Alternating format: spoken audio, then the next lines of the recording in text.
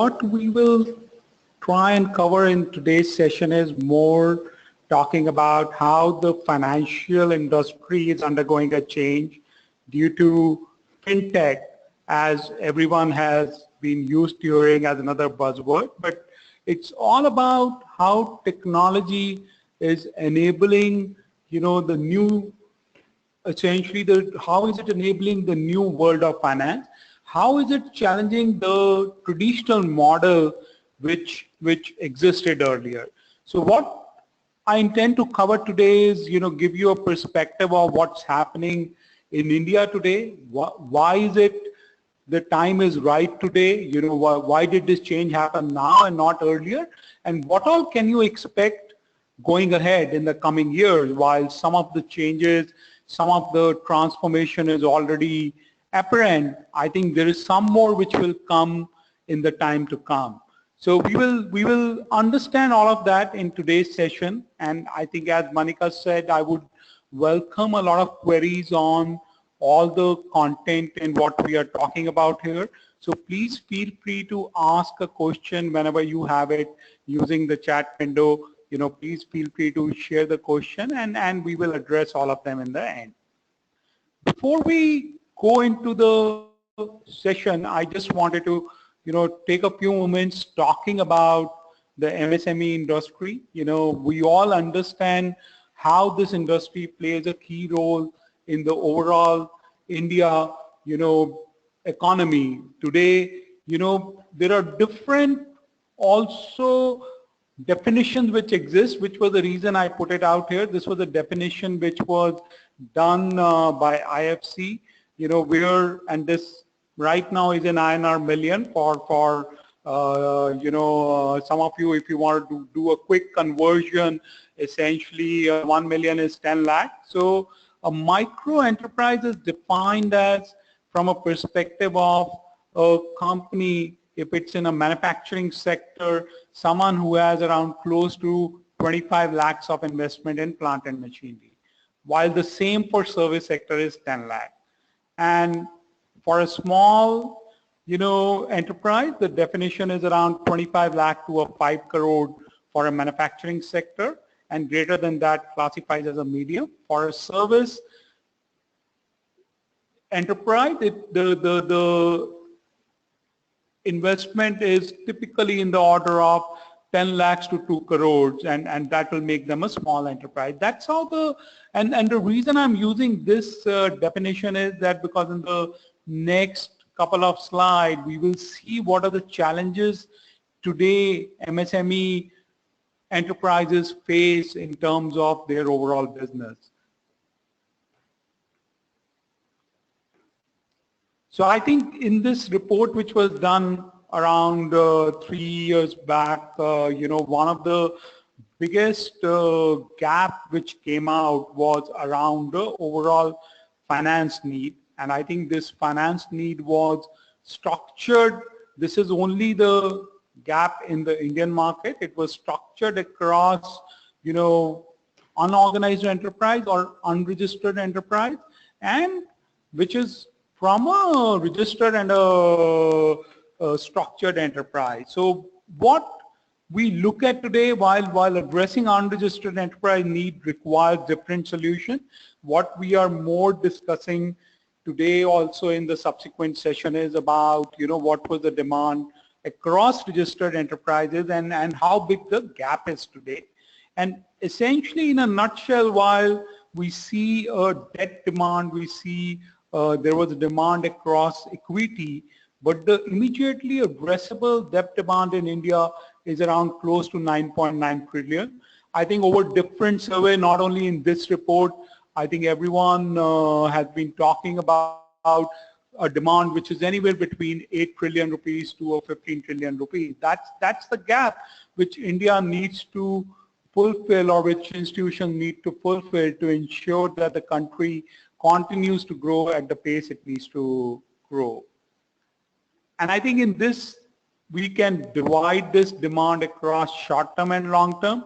And the reason it becomes important also today is because for a short-term demand, there are very few products available. So if a MSME enterprise has a need for a capital which is for a 3 to 6 month period, there are very limited options available. Either they will have to go, if they do have an overdraft line, which also sometimes required secured collateral, either they will have to go and raise, get the demand service through that, or if they have friends and family who can give them that need which they have from a finance, who can give it to them as a loan for a short period. That is another area which people leverage today in the MSME enterprise.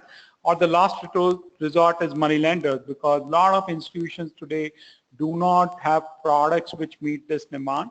And there's a reason for that. Again, we will, as we go through the presentation, we'll understand why did it make it unviable for traditional institutions and banks to be able to service this demand. I think on the long-term demand, where there are products available, a lot of products available, still the gap is pretty wide today. Again, largely because of the need of security collateral, which is required for any loans by a MSME.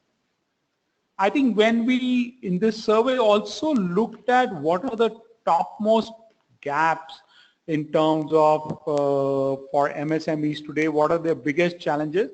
And as we can see, the financial support continues to be one of the biggest challenges. The other areas which were highlighted were skill development, market linkages, access to infrastructure, legal and regulatory challenges.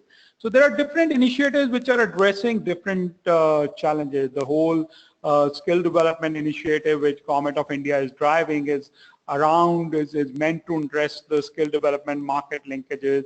There are a lot of legal and regulatory changes which we have seen in the last few years, which are all geared towards supporting this sector in a better manner. There's a lot of innovation, there's a lot of investment which has happened on infrastructure side as well. And at the same time, there are a lot of new solutions, new mediums which have become available for financial support as well. So for this session, we will focus on essentially the financial support on the credit and payment side. What are the different options possible today, and how can you today leverage some of the fintech solutions to be able to help yourself better in your finances. I think one of the biggest thing in digital finance is that you have to empower yourself. So I think all of the enterprises, while they are focused on their technology, they're very skilled in terms of their business, and they understand all the fine intricacies of their business, where to buy products, what price to sell it at, a lot of innovation in terms of manufacturing service processes. But I think unless everyone starts to also educate themselves a little bit more on the financial aspect, then only they'll be able to meaningfully use some of this digital solution. So would definitely encourage all the MSME promoters, all of the entrepreneurs, proprietors, be it partnership, be it the partners of partnership, the directors of private limited, you should spend some time in enriching yourself in terms of understanding the finer nuances of finance and understanding the different solutions which are available out there. So just sharing across different, things, different areas, what are the solutions which are available today. I would, based on our experience, we know if I look at a decade back, somewhere in around early 2000, a lot of these were not available. I think the whole larger transformation which technology is driving has enabled some of these solutions to become reality. I think today all of us bank. I think any be it an institution, be it a micro, small, medium enterprise, all of us will have a bank account. So it becomes, important for us to start again doing digital banking. When I say digital banking, it could be just starting point could just be using the website, using the internet banking facility of the banks, and primarily all the banks today from wherever you are banking with will provide you that feature, will provide you that functionality. Based on your comfort, you can start with a view access and slowly, enhance that to a transaction access as well. Most of the banks today also give you, access to through an application or through an app, mobile app. So some of you who are comfortable use smartphones today, we'll also encourage you to adopt this solution because it gives you a lot of flexibility and a lot of, features in terms of what you can do. It gives you that instant power to be able to understand your bank account and be able to also give a instruction in a real-time manner. I think the second aspect which has become very important and which will also be, if you were to leverage, digital lending, going ahead, look at institutions like NAP Finance to avail credit. I think e-statement becomes a very critical component because that really helps. It's a validated statement which really helps to understand the financials of any MSME. So would definitely encourage those of you who have still not registered for e-statement in your bank accounts to definitely go ahead and start register for it and start using it. Some of the other things which banking softwares are also today starting to support is to link directly to your accounting softwares, and these accounting softwares have also been enhancing, and Tally probably being the most widely used software, where they will also have ability not only to pull data if you have the transaction ability, even if it's a view only from your bank account directly into the software, or even read statements. So that really enhances the ability of you being able to see all the information and also avoid any manual errors as well. The overall reconciliation in your accounting systems also becomes very easy. I think the other large transformation which happened apart from banking was on the payment side. If I look at 10 years back, cash used to be a prevalent mode, and checks and drafts and pay orders were some of the other instruments which were primarily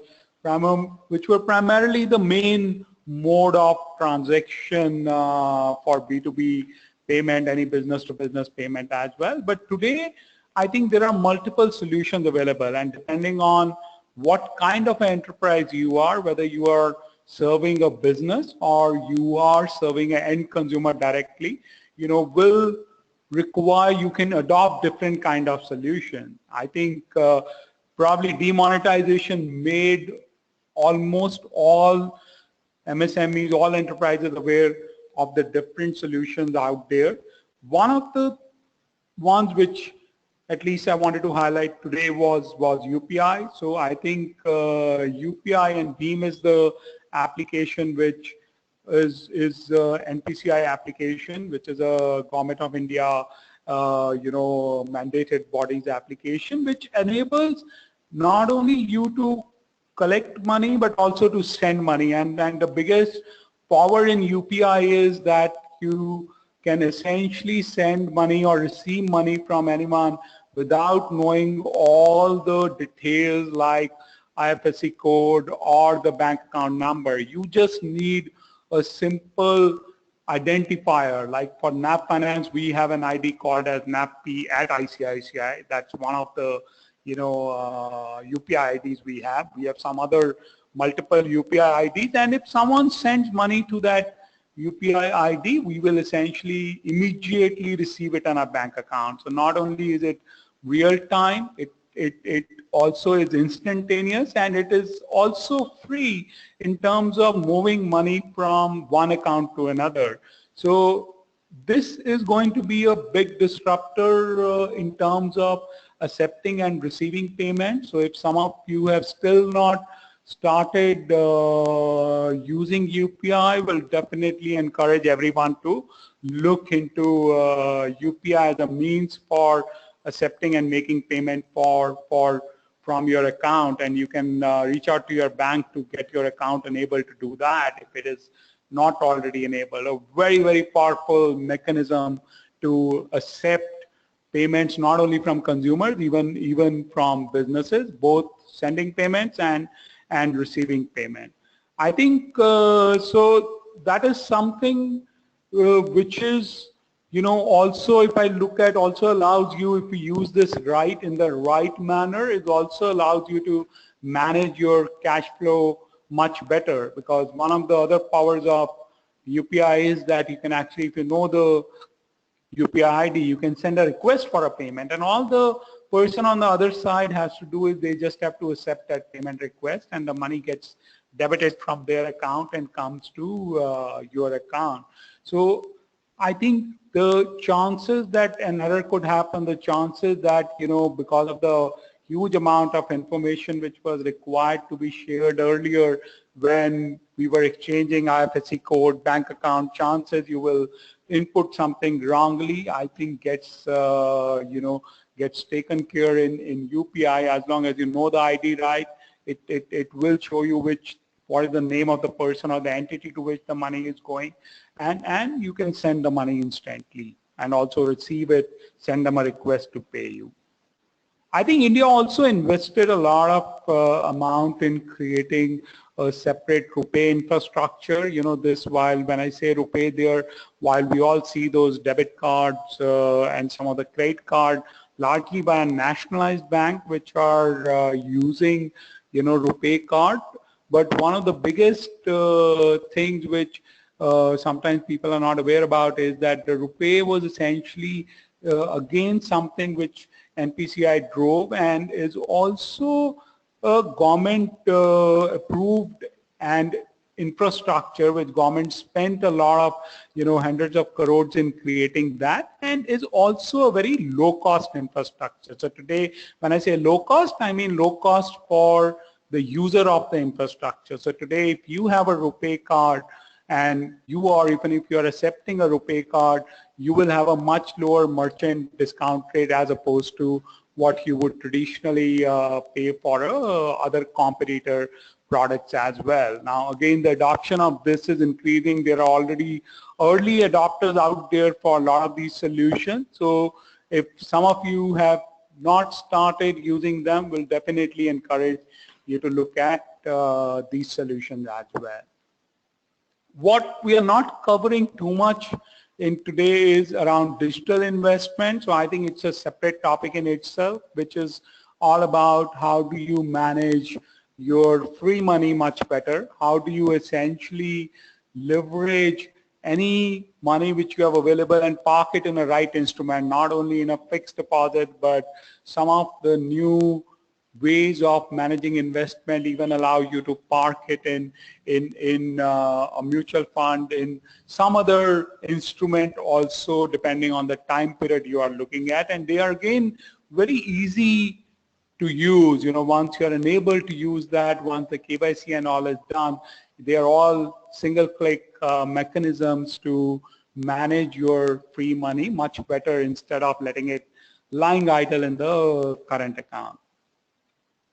I think also wanted to share some other solutions which can essentially, you know, help you overall in your overall financial compliance. So there are a lot of, you know, solutions today which can manage all your quote to cash process, or depending on the kind of business. If you are a business who supplies to other businesses, then, you know, there are tools which enable you to manage that process, and a lot of these tools are very cheap to use. They are all a lot of cloud-based solutions out there. I'm not going deeper into some of these today, but just wanted to, you know, share a brief perspective that there are solutions out there which can enable this, which can enable you to manage some of these things very easily today, which was not the case, I would say, even a 5 to 6 years back, and definitely a decade back you had these monolithic ERP solution which used to do this, but today the world is entirely different in terms of the different solutions possible to do some of these things. And the same is true for invoicing. for managing your payroll and benefits, for expense management in terms of more if you have a company which has a lot of employees and those employees do end up traveling or a lot of expenses they do on the company's behalf, solutions for that, the overall bookkeeping, the tax compliance solution. CI itself has also partnered with some of companies which enable some of these solutions and will definitely encourage, some of you to look at these solutions if you have not looked at it. And then there are these integrated accounting suites which integrate probably all of these solutions into a single suite as well. So I just wanted to touch briefly on this. My next part of the large part of the session will focus on the credit side. We will talk about, on how can you today avail credit digitally. When I say digitally, it is all about the process being very digital. Ultimately, you do receive the money in the account and you can, withdraw it from your bank accounts, real money which comes in, but the overall process from an application perspective, the overall process from an interaction with you to approve your loan, disperse the loan is largely digital. That is what we will see as we go through some of the next few slides. I think, these solutions are also, the other advantage they give you is they also give you very quick approval and the disbursement typically happens in less than a week into your accounts. There are some of these other solutions on the alternative lending which I will touch on briefly as well as we go on in the next few slides. So I think also wanted to cover some other buzzwords, which are typically people do ask us these questions and a lot of, industry seminars, a lot of our interactions with businesses that, so just wanted to share some perspectives on that. Peer-to-peer loans, P2P platforms is something which we do get asked about a lot. Is that something which can really help them or help an enterprise? I think peer-to-peer today traditionally is being leveraged largely on the personal and a social purpose loan. There are platforms experimenting on the business loan side as well, but the time involved there is much longer. I think a lot of those platforms still end up taking a couple of weeks, before you could get an approval or get the money. So if you want to be an early adopter, try it for your business loan. I think be mindful of the amount of time it might require before you get an approval. I think the other thing which everyone would definitely encourage all of you is to look at your credit score. I'm hoping all of you are aware that RBI had mandated from 1st of January that every individual is entitled to one free credit report from every bureau once a year. So what it essentially means is that you can request a bureau to give your details and request the bureau for your credit report, and it will be given to you free of cost once a year. And if you're smart enough, there are 4 bureaus today. So one of the hack I can tell you is that you can go and don't get it from all 4 bureaus together because the data looks very similar. So every quarter you can go and pick one of the bureaus at a time and get your credit report. And it's completely free of cost. We have, I've done it for myself. I know a lot of our company employees have done it. We've helped some of our MSME customers get those reports for themselves. Is that you just have to go to these bureau sites and they'll give you the process to do that. Typically, you will get your report within 48 hours, in some cases even lesser.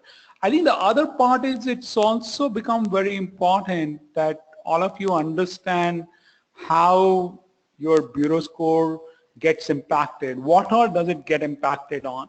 And how do you ensure that you keep your score at a high level? And how do you, in case there were some missteps in the past, what steps do you take to improve your score? I don't intend to cover this in detail. I did notice CII has a very nice webinar which is available on their platform for some of those who missed this webinar. I will encourage you, please go and take a look at it and see what that webinar has to offer. But this as you will notice in some of the slides going ahead, some of the why this credit score becomes very critical for any credit which you want to take going ahead. I think the other buzzword which we do get asked a lot about is crowdfunding, that can a business raise debt from crowdfunding? Can they raise equity? I think, today again, in India, it's still early days for crowdfunding. There are some platforms which do enable this, but largely used for early stage equity finance. When I say early stage, typically companies which are young. We have also seen sometimes, established companies go and try it, but it's still not the norm. That's more an exception, but that is what these crowdfunding platforms were really created with the intent for early stage or startups, financing as equity and in some cases as debt as well. So, but still very early days there. So what I wanted to now shift was talk about, why digital and why fintech now, what changed in the last few years which caused all this transformation to happen. So I think, if we look at today, the changes over the last few years, starting from the time, I would say in 1992 when India started getting liberalized from, and I think the telephone was one of the first, products which got liberalized, and today we probably have more phones in the country than the number of people. So probably the latest data is showing them probably more than 1.2 billion phones, almost the same or exceeding the population of India, because a lot of us end up carrying two to three SIMs. So I think the whole smartphone revolution, the whole phone revolution which led on to most of people using smartphones today and internet being enabled on those smartphones through 4G has really changed the landscape in terms of the solutions which are possible for all of us today. I think today this data internet users have been seeing numbers being talked about anywhere between 400 to 600 million, but this is the largest set of users in any country. India today has the largest set of internet users, even exceeding USA. The only country which has more internet users than us is China, and it's probably just a matter of time before we exceed that as well. The other thing which also happened is that data sources are connected much more. And when I say data sources, so today, if you are a private limited company, if you are a registered partnership, the MCA can enable, if you have given the right to someone to get your data, they can access your data very easily. This was not the case a decade back when they were all paper filing. You had to really go visit an office to get some data out about a company. Today it is very easy to get that.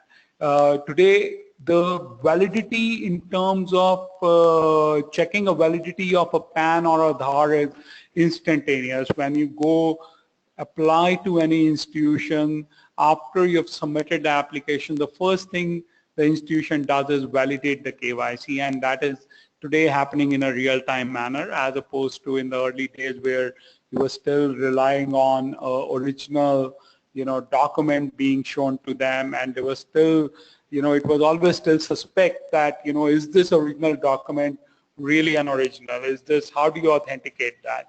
But today all of that has been, made possible by the right institution being unable to get a hook to just validate that is this PAN number in this name valid or not. So these solutions, and I think the government of India spent a lot of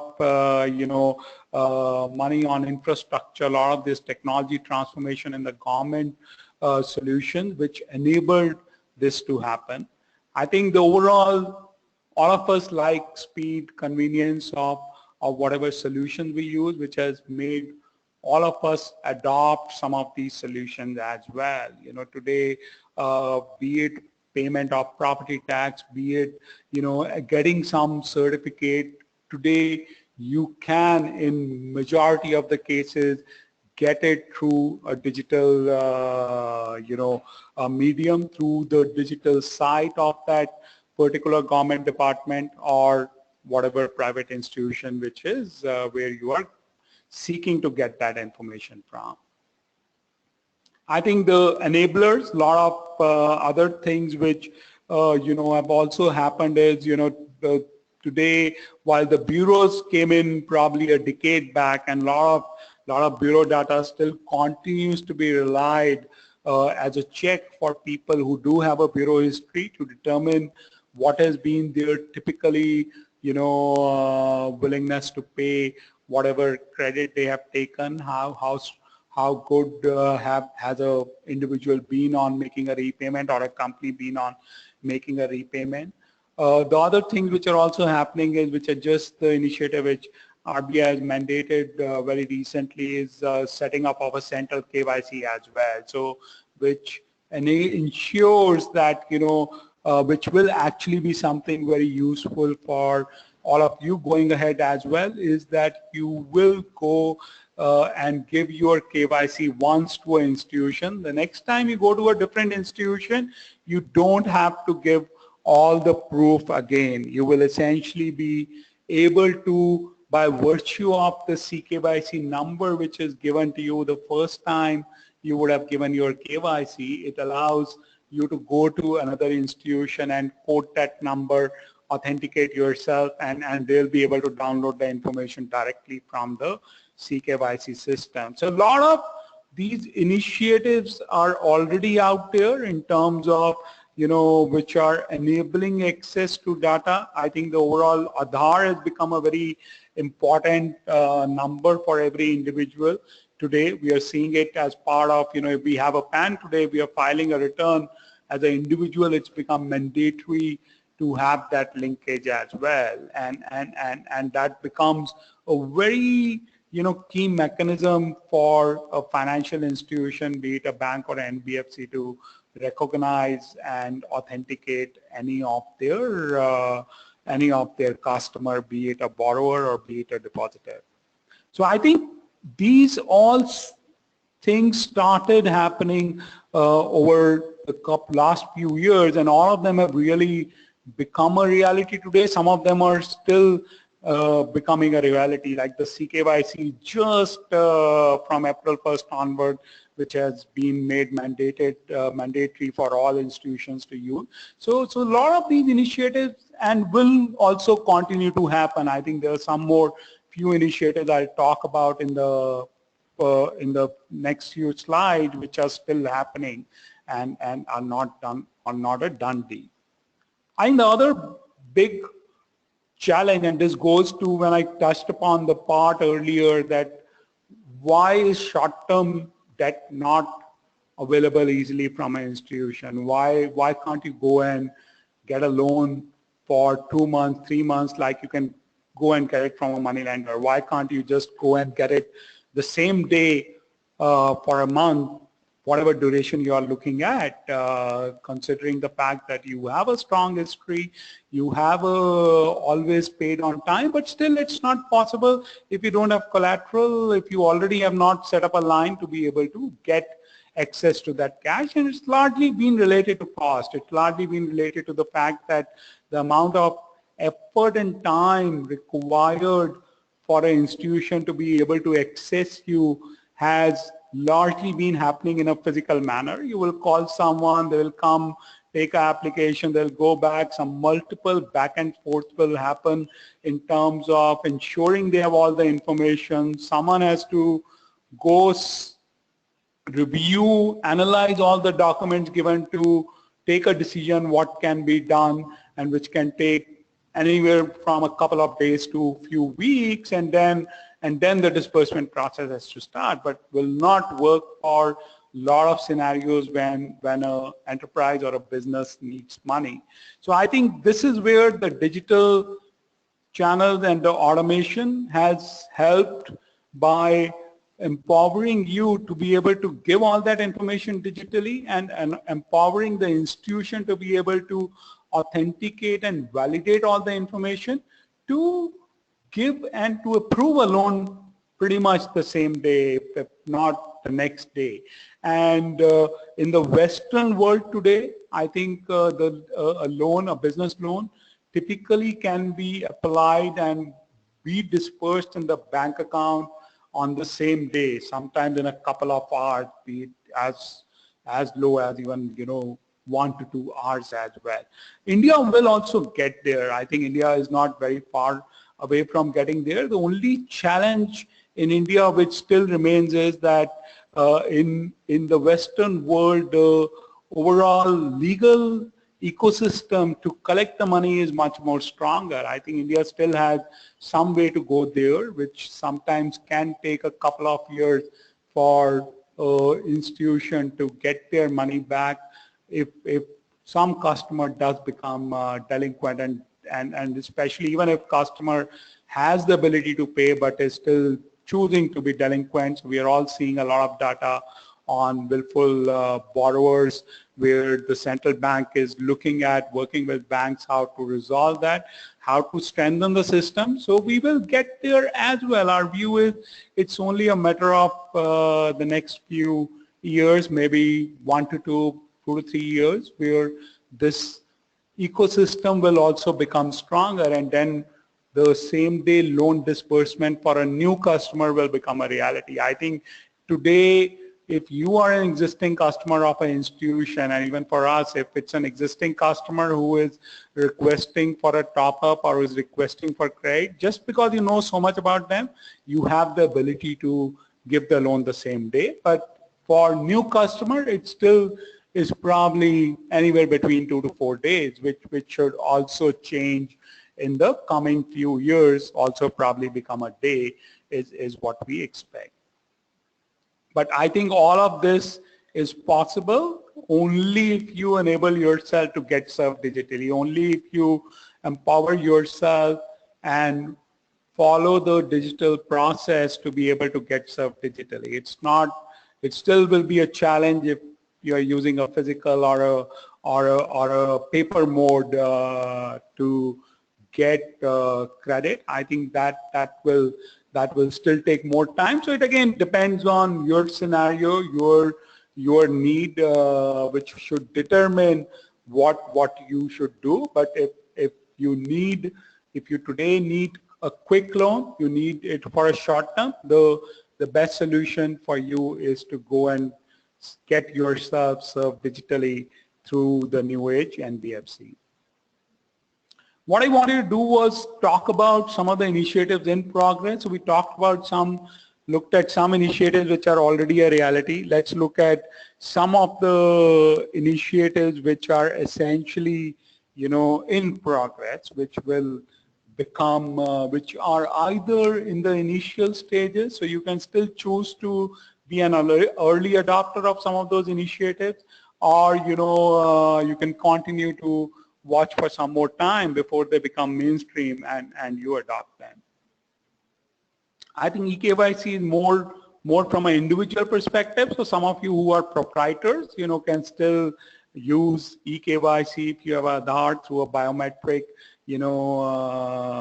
will be able to get validated easily. I think the entities still require a physical signature. The directorship, the partnership will still require the necessary authority letters, the board resolutions to be able to do this, but the individual KYC can be done instantaneously. E-signatures are starting to being used. I think the Aadhaar-based e-signature is probably the easiest one to used today. We are already starting to see it getting adopted in a lot of our business contracts. When we buy some services, we are able to sign it using e-signature, digital signature. I think the larger, broader digital signature will also start to increase. I think the GST filing today making it mandatory for the necessary promoters, proprietors to have a e-signature. I think for directors it was anyway mandatory because MCA had made that mandatory. But even for all of you who will have a GST code will end up now getting a digital signature, and its use can be much more broader, not only for GST filing. I think even being able to sign a loan agreement with a digital signature should start to happen very soon. I think it's not very far away. It's probably a couple of months away, not a couple of years away is what our view is.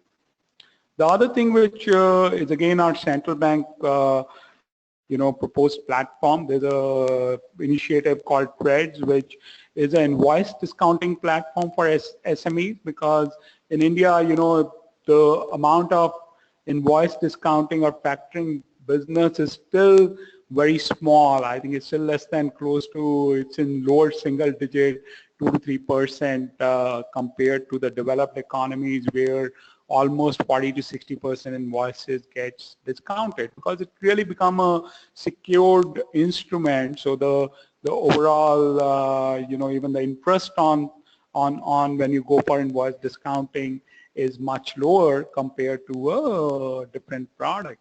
So this is already in motion. I think there are the first few set of institutions who are already doing some testing for this along with some of their large manufacturers. So we will see this becoming, a bigger push toward this and becoming much more widely used in again probably 1 to 2 years, if not earlier.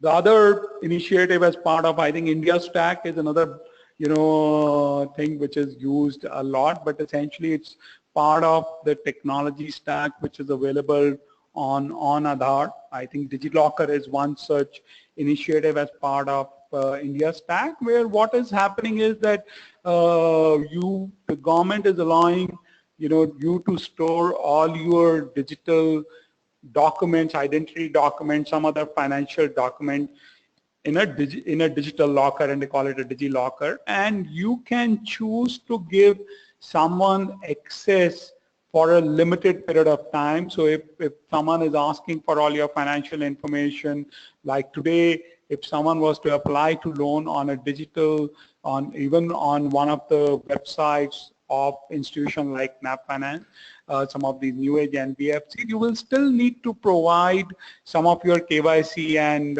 financial documents. I think going ahead, as these initiatives become much more widely adopted, what will start happening is you will just give us access, say for 30 minutes, to go in and read all those documents from your DigiLocker, and you just give access once and we can just go and read only those documents, not all the documents which you have allowed us to read from your DigiLocker. So I think that trial already happening. Some of us are already experimenting. I shouldn't say experimenting, more checking these initiatives out. But really, the adoption by all of you will jumpstart these different initiatives. From Government of India perspective, they are already trying to ensure that most of the essentially, documents which you already have by virtue of your KYC, since it's based on Aadhaar, your Aadhaar card, and if your Aadhaar card is linked to the PAN card, which is linked to Aadhaar is linked to a driving license, they intend to bring all of those documents automatically into this locker as well. So there are some of those, discussions which we see in progress, that once Government of India enables it, so for all you know, you don't even have to go and upload and maintain this this DigiLocker. All you have to do is authenticate and give right to someone to access it for a certain period of time, because all the documents will automatically get uploaded. If you file a return to MCA, it will automatically get pulled into the DigiLocker. So still, I would say 1 to 2 years away, but it's not very far away. I think UPI I touched upon earlier already. I think this is one thing which is something very powerful in terms of, as opposed to some of the wallets which some of you might have been using to, all of us were using actually to make payment and receive payment. I think this is a much more powerful instrument, medium available to collect and receive payment. The digital payment, I think today, and I have some more, thoughts around this, but the disbursement, the digital today, if we look at the amount of transactions happening digitally, NEFT, RTGS, or through ACS, NACS, they're already exceeded, the number of check clearing instruments. So it's already being used today in a wide manner. If some of you are still not using this to make payments, will definitely encourage you to do that. One insight I can share about us is, I think in the last, close to a year and a half or last year, I think we would have cut less than 50 checks. All our payments collections are done digitally today. So it's all possible. It's all, today possible and available for you to use if you have the intent to do that, and lowers your cost as well in terms of not handling all the checks, security, and paper typically tends to have a much higher cost associated with it. Some other thing which we know, every one of us knows GST is coming. While there's some pain point which all of us will undergo in the initial adoption stage, but I think once it happens, it will be very powerful for all of the SMEs, because all the MSMEs will not only will it standardize the input credit which you can avail, but it also will give a very strong medium for validating your financials to institutions, and for all of us who are doing everything the right manner, I think this becomes a very strong medium for you to be able to demonstrate and show that your financials are what they are. Gives a very strong hook to an institution to validate a lot of data. In fact, even the invoice discounting factoring will work much more strongly after the GST gets implemented, because it allows the institution to be able to validate the invoices as well.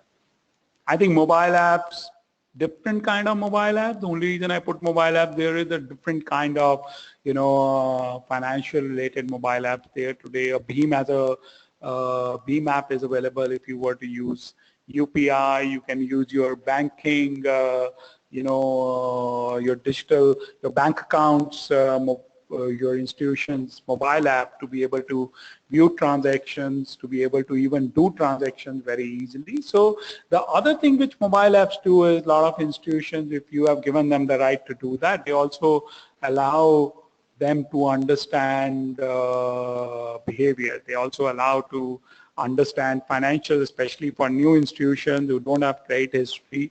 They are also being looked at as possible ways to underwriting new to credit customers.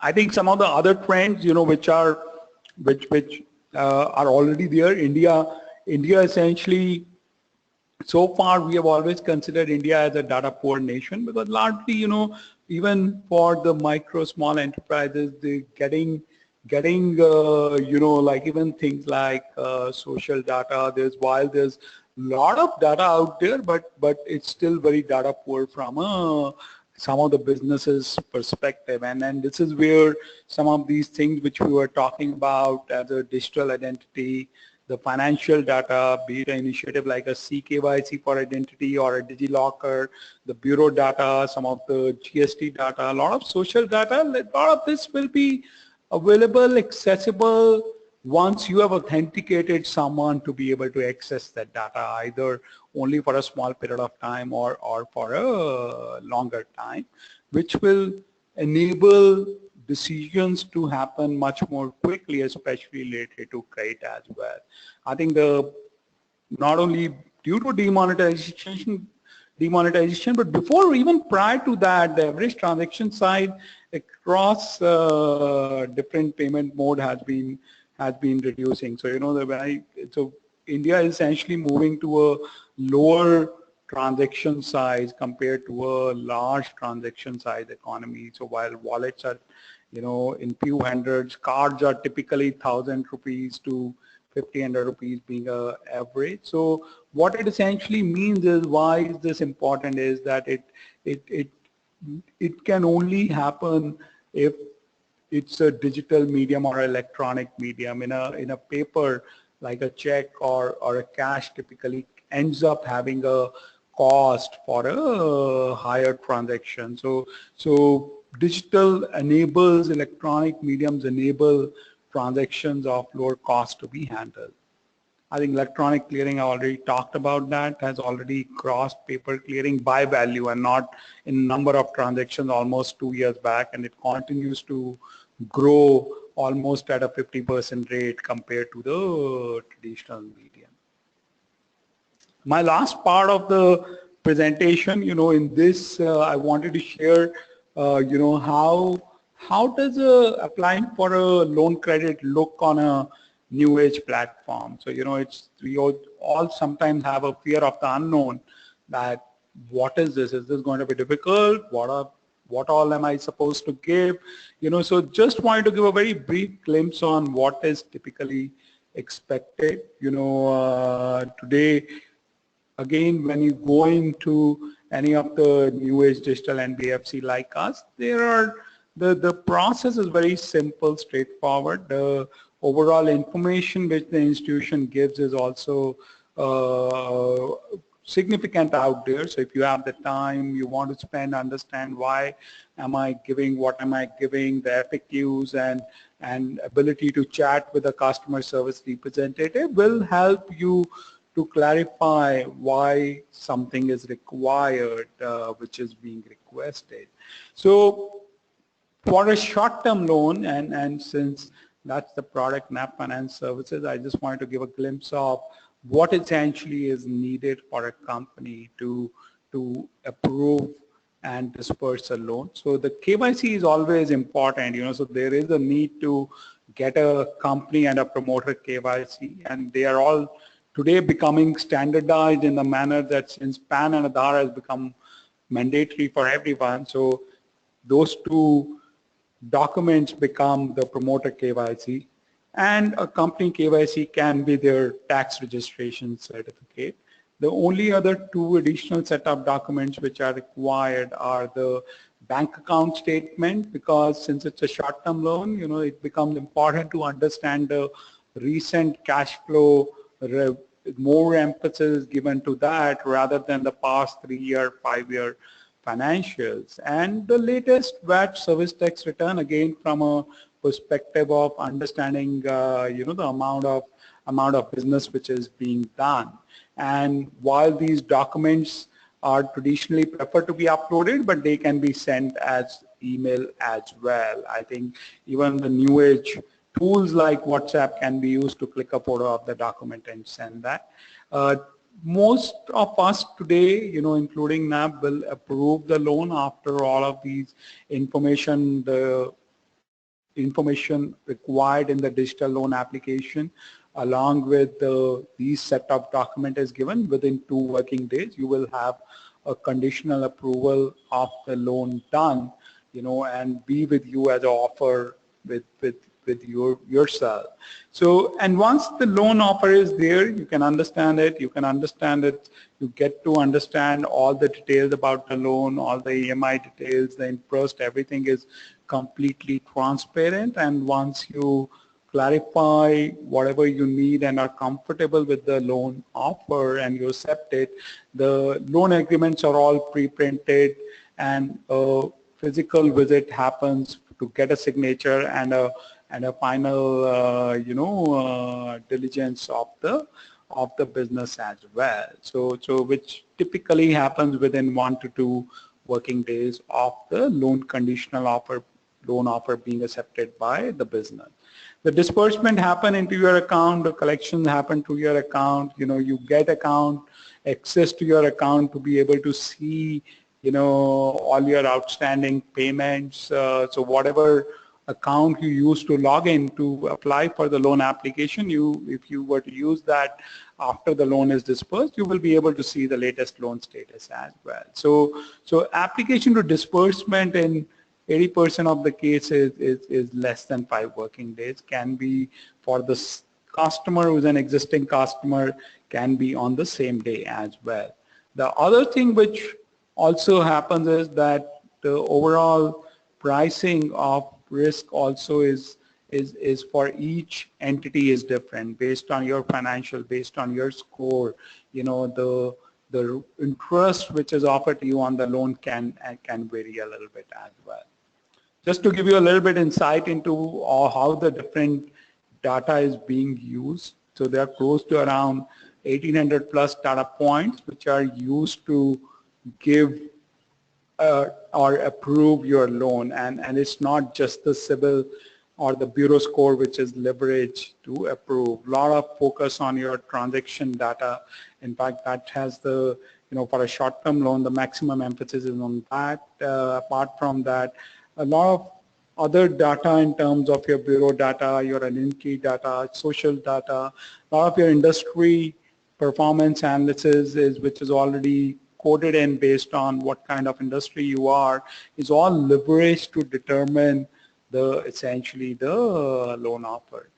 Just sharing briefly in terms of the product, and while this is the Bismart loan, which is an app finance product, which is how it becomes different from a conventional business loan, where we talked about a lot of features already which are available from this loan. The other thing is in terms of flexibility of prepayments, you're allowed to prepay these loans. There are no prepayment charges.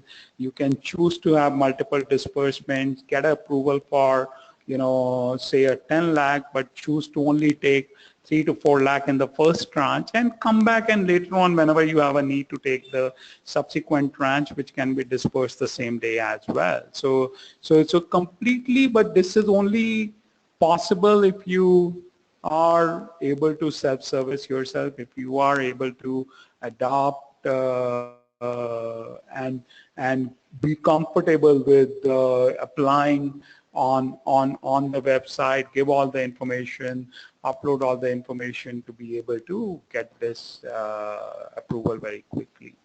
So this was the reason, I think, while Manika, when she was introducing me, you would have realized I'm not a banker by background. While I've largely been on the digital transformation side, my co-founder Mandeep, who is a banker of close to 15 plus years of experience, I think the reason we joined hands was to change the way finance is available to the small entrepreneurs. I come from a family of entrepreneurs. My dad has been an entrepreneur of a small industry in all his life. He continues to run a small industry today as well. So we do understand and appreciate the challenges which small medium enterprises go through in terms of getting finance. So that's what we embark to do, and that's what we have set ourselves to be able to service MSME short-term credit needs today by building a very tech-enabled NBFC. So we don't have a branch where you can walk into. Essentially, our website is our branch where you can go in and get all the information and service yourself digitally. I think one thing, while we service this segment, we also, depending on the product and depending on what you need, what your needs are, there are different, products and options available. There are another, 10 institutions like us, all of them having different unique products which they are offering to service MSME needs. I think CI itself has partnered and is enabling through its financing initiative to be able to get some of you access to entities like us. So we'll definitely look at what your needs are based on your need, whichever of the MSMEs meet, whichever of the NBFC, sorry, meet your need, please definitely go and give them a try is what I will recommend. So that brings me to the end of my session. I think with that I will open this session for questions. So if some of you have already asked questions, I will request Manika to be able to ask the questions to me, whatever has been shared, and I will attempt to answer that. Over to you, Manika. Yeah, thanks, Vineet. Thank you so much for such an enlightening session. I would request the members, participants to kindly key in their queries for, whatever the questions you have, and Vineet would be helping you in clarifying all that. So Vineet, there is one question that we have. It is basically, what is the maximum loan given?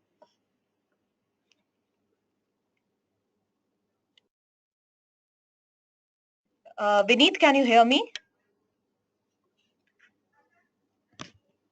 Manika, sorry, I can hear you. I was just, I muted myself to avoid noise. Okay. So what, to answer your question, the maximum loan from an unsecured loan, because the short-term loan is typically unsecured, that's why it is given so quickly. We today offer, up to 20 lakhs is what we offer today. And that amount, that's the first, I would say that the first tranche of loan which is available to a business, but over a period of relationship, it can increase up to 1 crore.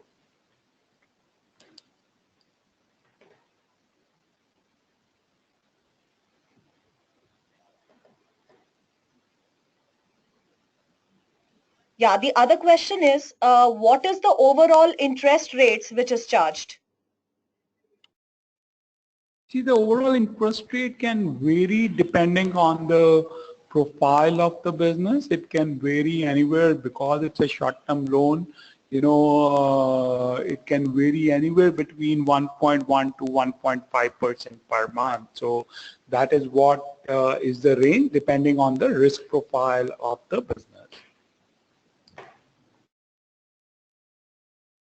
And a lot of this information I would also like to comment, as I said, if you go to navfinance.com, while I not put that URL there, you can find a lot of that information there as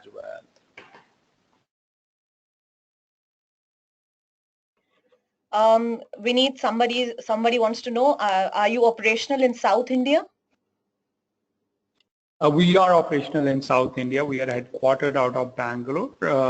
So we are operational. We are also doing some loans, largely through our partner relationship, like some of the people today who are already working with new age aggregators, be it on the hospitality side, be it on the e-commerce platform side, be it on some of the other new age platforms which are enabling a lot of trade. If someone is a partner of that, we do support a pan-India presence, but largely for someone applying to us directly, we are operational in South India today. In the next 6 to 9 months, we also intend to be in North and West India. Thanks, Vineet. Another question that we have is, do you finance solar power projects?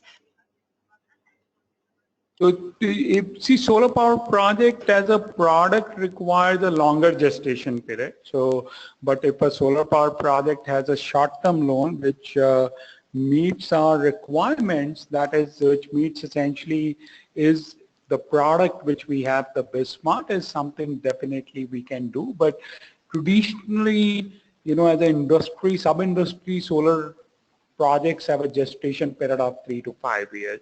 But if someone has a working capital need, has already done the capex, it's definitely something we can look at doing.